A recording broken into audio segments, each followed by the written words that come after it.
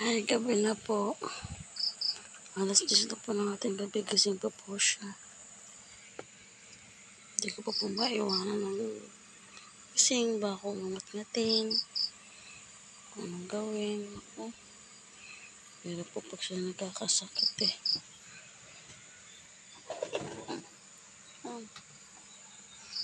Gabi na bantayan ko po. Ano po kasing gano'n. Tanga-tanga eh. Mga laruan po na yun. Talaga sa para ko kasi ako nangat-ngat. Delikado. Puta pa lang po kasi ito. Patagpon, makulit po siya.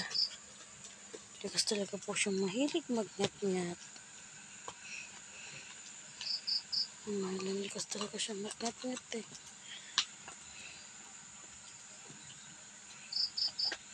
Tulog na po ako, nagising lang po ng gising. Pag uwi nagising, nagigising din yan eh. Ng kanyang ano. Pag nakita niyang tulog ka, gigisingin ka niya, halkan ka niya. Kanina po, ginigising niya yung daddy niya. Ay, ginigising niya ang asawa ko. Nahalkan po niya. Gusto po niya na may kalaro eh. Para din yung bato na bata o tao. Nahalagahan ko.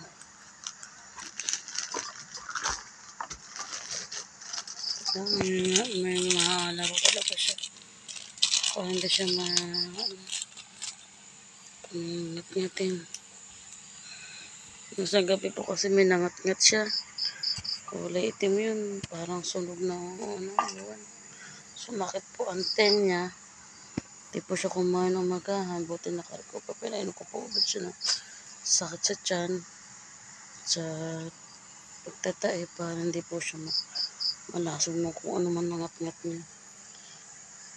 Kaya po pag hindi siya nababantayan kung ano nangat-ngat, tatay po siya nasakit ang tiyan.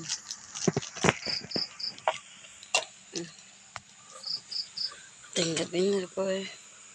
Kaya pa lang po siya kung babantayan niya. Kung pa, pinapalaruan ko po sa kanya. 4 months po siya. 4 months na aso. Lalaki po.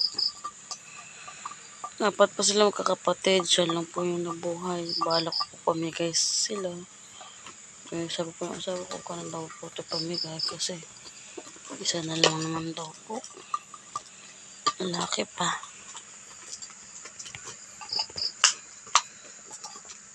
Bibo naman po yan. Pag nakain kami eh, sa umpisa po yan eh, sakalik sa'yo. Nahingi agad. Pero pag pinatabi niyo po siya, stay.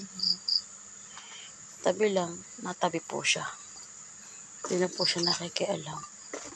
Marunong humakinig. Yan lang po yan. Lalaro.